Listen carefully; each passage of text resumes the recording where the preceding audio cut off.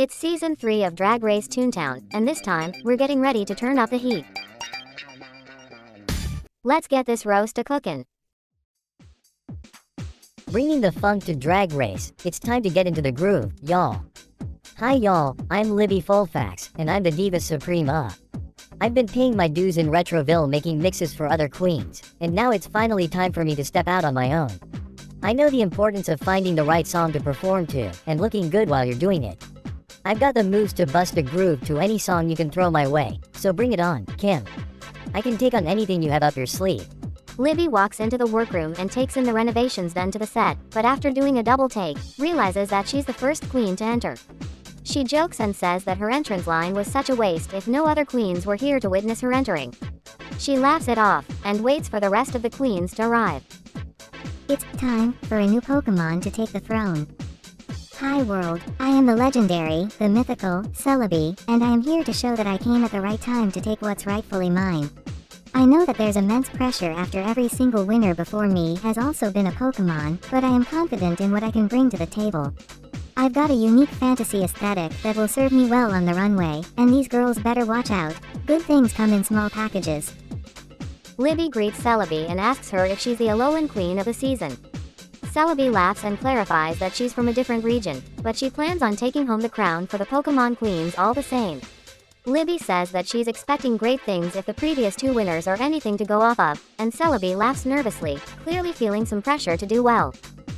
There's a lot of pressure to do well after Lurantis and Primarina both won the crown already. I either go home and keep our perfect record intact, or I end up tanking and become the laughingstock of Johto. So yeah, I'm a little nervous when Libby asks me how I expect to do. I'm not going to jinx myself, Miss Thing, so don't try to get into my head, please and thank you. Check yourself before you wreck yourself, girls, cause I didn't come to sashay, I came to slay. Hey y'all, I am Dejanay Jones, the most sickening girl on the West Coast. My good bestie La Cienega was on the first season, and I feel as though she didn't give our hometown the best rep she could have, so I came along to rewrite the history books. These girls better know that I'm not going to play around. There's going to be zero fading into the background for me. I better see Team Dejanay trending when this season airs. Dejanay enters the workroom and quickly walks over to the other girls, hoping that they're ready to lose. Libby rolls her eyes and tells Dejanay that she's coming on a little strong for the supposed villain of the season.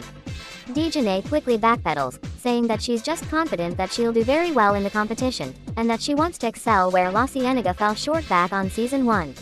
Celebi wonders if Dejanay will be safe just like her drag sister, to which Dejanay gives a side-eye over to Libby. Lil Miss Celebi wants to get all cute and compare me to my bestie La Cienega, but I hope she knows that she's taught me everything that I know, and that the time on the road touring with Alex have made her into a stronger queen than she was on the show. If she doesn't believe that, I'll just have to show her myself. That'll silence any assumptions she may have, since she clearly has a lot about me. It's time for evil to prevail.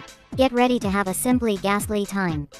My name is Antidonia Ghastly, but I prefer if we kept things professional and just call me Dr. Ghastly. I am an engineering marvel, and my shows are filled to the brim with spectacular special effects and masterfully crafted props that bring the entire thing together.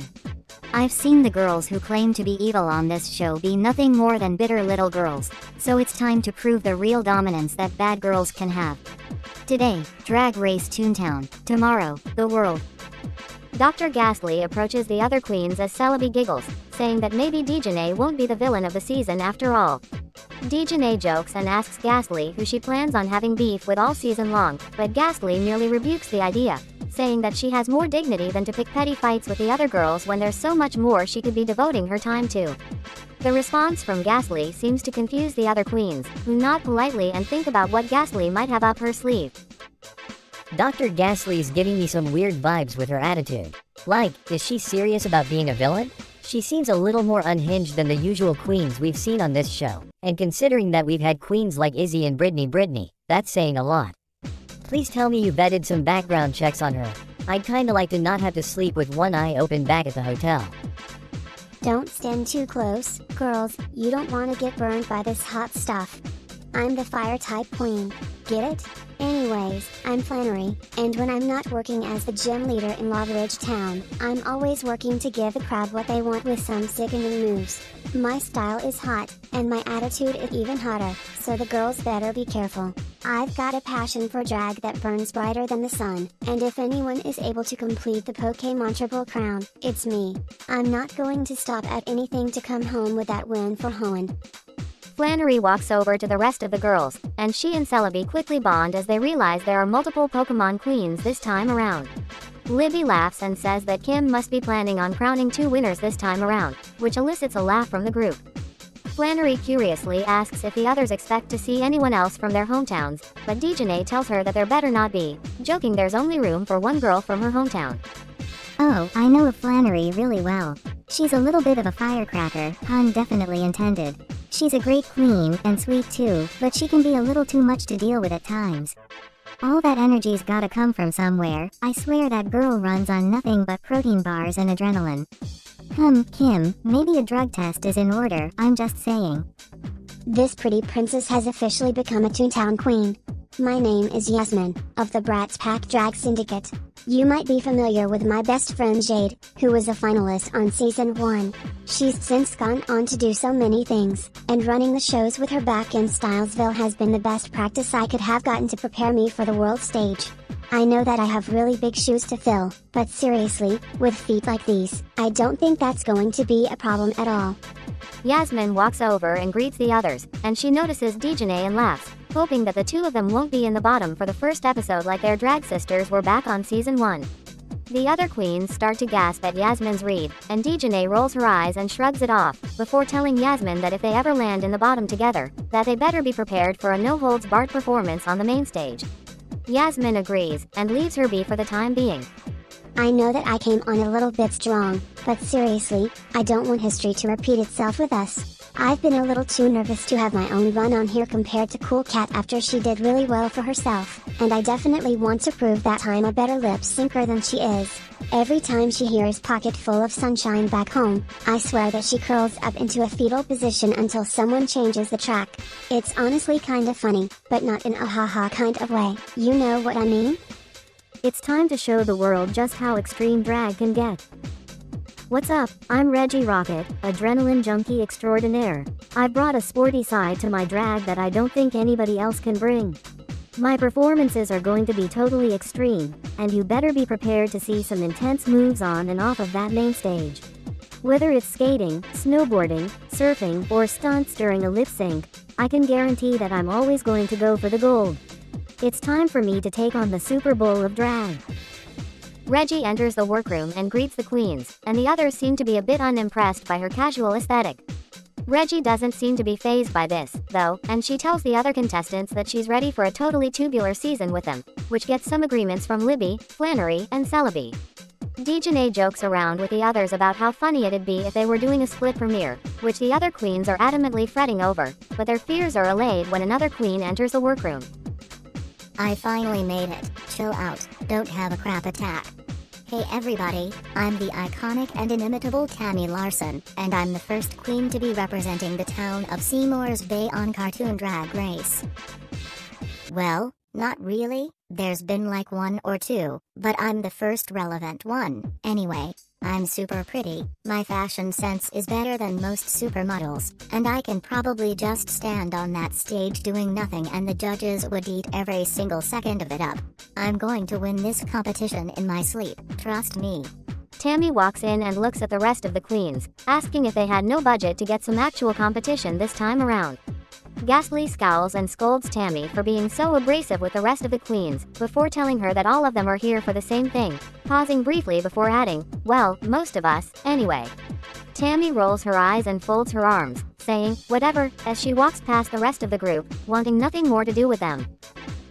As I had previously mentioned, some girls are deluded into believing that being a rude and unlikable personality equates to being iconic or diva-like behavior, but that's simply not the case. All that little girl is doing is showing just how bratty she is, which is a very interesting prerogative to have. Why couldn't she funnel that hatred into something more productive, such as creating inventions that will help to further her goals for world domination? Not trying to project or anything, though, ha ha. It's time for this spy to take on the mission of Drag Race. I'm Sam, and I'm the super spy who's going to steal your heart. My drag sister Alex was on the show a few seasons back, and I'm here to finish what she started. Every single stunt that you wish you could have seen with her, I plan on doing them all, and many more. I won't be afraid to pull out a gadget or two if I need to, but I plan on proving why we're the best queens Beverly Hills has to offer on our own merit. Prepare to be totally dazzled. Sam runs over to the rest of the queens, grinning and greeting all of them individually. Flannery laughs and says that Sam's the third redhead to walk into the room, joking that Kim must really want some redhead representation on this season. Sam laughs and bonds slightly with Flannery, before asking the rest of the queens how long they've done drag for.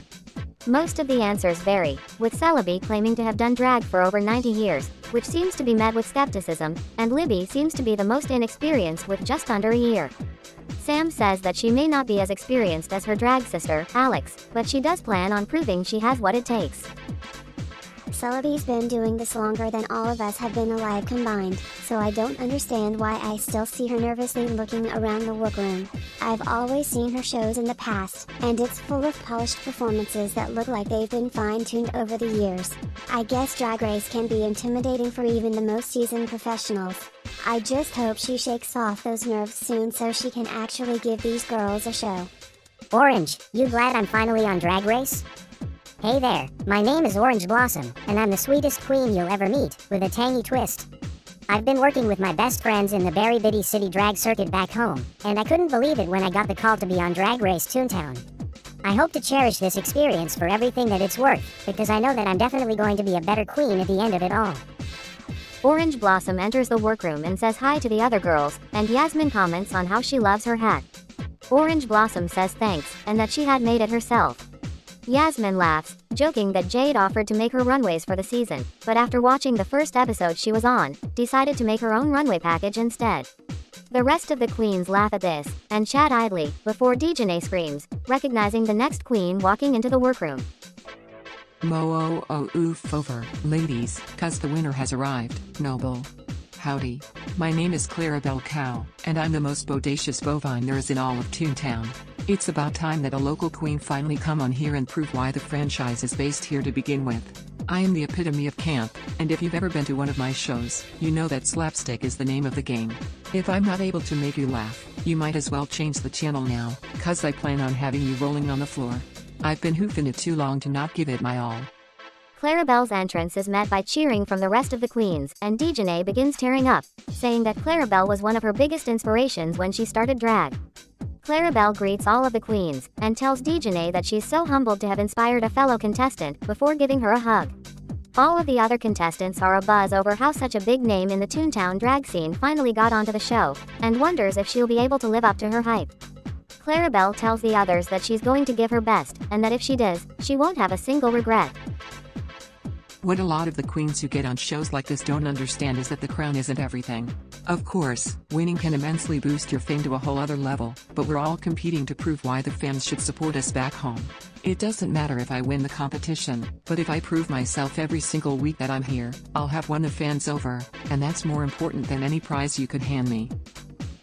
Except maybe a new job. Messy Mouse kinda went off the deep end after getting disqualified, and he's kind of made my life here a living hell. It's time to take this bull by the horns. Hello world, my name is Taurus, and if you don't know who I am, I'm part of the illustrious new drag house, the Zodiac Girls. I'm ready to give this competition my all, and even though I'm relatively new to drag, I think that I have what it takes to make it purely on my charisma, uniqueness, nerve, and talent. I have an attention to detail that's so important for drag and any other kind of art, and I feel like I'll be able to keep up with the best of them. If you still have no idea who I am, trust me, by the end of this competition, I'll be a household name. Taurus enters the workroom, and in an odd opposite reaction from Clarabelle's entrance, seems to be met with little fanfare from the rest of the queens, with some not recognizing who she is. Taurus seems to take it all in stride though, and greets all of the other girls with a smile and a wave, before telling everyone that she's excited for whatever this season might have in store for them all. Most of the queens cheer, but Tammy scoffs and says that she's going to have to do better than that if she wants the Sackboy edit.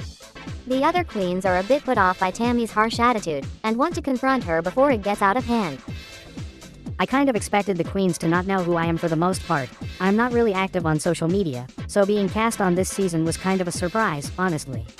Tammy clearly doesn't know much about me, and if she believes that I'm trying to force a Miss Congeniality edit on myself, she better hope that she doesn't come home with Lady Shade this time around. I've only interacted with her for just a few minutes, but even I can tell that she's all talk and no talent. Sorry, girl, but I said what I said. Before any of the queens can confront Tammy about her bad first impression, the TV turns on, and the season officially kicks off as Kim shows up on the screen. Here's the sitch, queens. Remember when I said this was going to be the hottest season ever? Well, get prepared to be thrown right into the fire. That was kinda cryptic. Doesn't she usually give us our mini challenge by now? She better not be literally throwing us into fire. I already had to deal with that last week. Hi. When Kim walks into the workroom for that first time, the reality of everything starts to set in. Like, OMG, I'm finally here, I actually made it.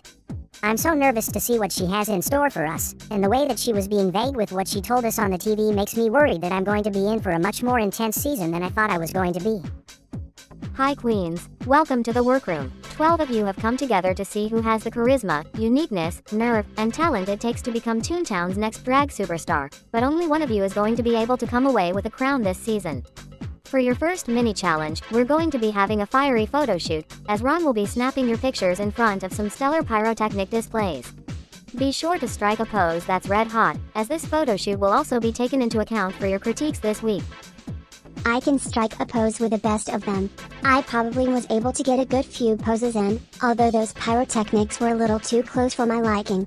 I really hope that my hair isn't singed in the back, or else I'm going to be out a lot of money for these good extensions. Seriously, I probably spent more on my hair than Tammy did on her entire wardrobe. Did she really try passing off a t-shirt and leggings as drag? Girl, I've seen better outfits on the Tweedles, and I can't believe I'm admitting to that on camera. Reggie won the mini challenge. It was pretty nerve-wracking going in there for the first time, but once I envisioned myself on my surfboard, posing was like second nature. I think the handstand that I did definitely made a good first impression on the judges, and I really hope that I can give them another reason to keep an eye on me once we find out what our maxi challenge is. For your first maxi challenge, we're going to see just how much charisma, uniqueness, and nerve you can display while showcasing a talent of your choosing.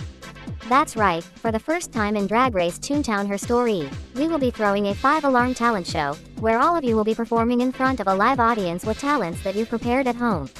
This is gearing up to be one of the most difficult premieres we've ever had, so be sure to give it your all tonight on that main stage, unless you want to be the first queen to sashay away. Good luck, and don't fuck it up. You have no idea how thrilled I am to be part of the first ever talent show on here. Alex promised a lot of stunts when she was on here, and I think the biggest stunt she did was managing to get a ginormous bruise on her leg a few weeks in. I could still see that thing when she came back from filming the finale. But this time, I'm confident that I can deliver on the excitement that she wasn't able to bring, and a few gadgets she lent me out to do the job. Look out, girls, because I'm ready to give you a show you won't soon forget. Oh yes, the talent show is the perfect way to show the queens who can put their money where their mouth is. How else are we going to show our star quality to the world if we flop a talent show like this? I'm confident that I'll be able to prove myself really well. I've got the perfect act set up ahead of time. I've got a feeling that nobody's going to anticipate what I've got planned for the talent show. Watch out girls, because I'm coming at you, full throttle. Hey viewers, I know it's never fun to end things just as they're getting juicy, but I promise that there will be many more exciting things to come this season. A brand new main stage, new challenges, and of course, all new queens are going to make this season something to remember. Don't forget to subscribe for future episodes, and stay tuned for part 2 of our sickening premiere.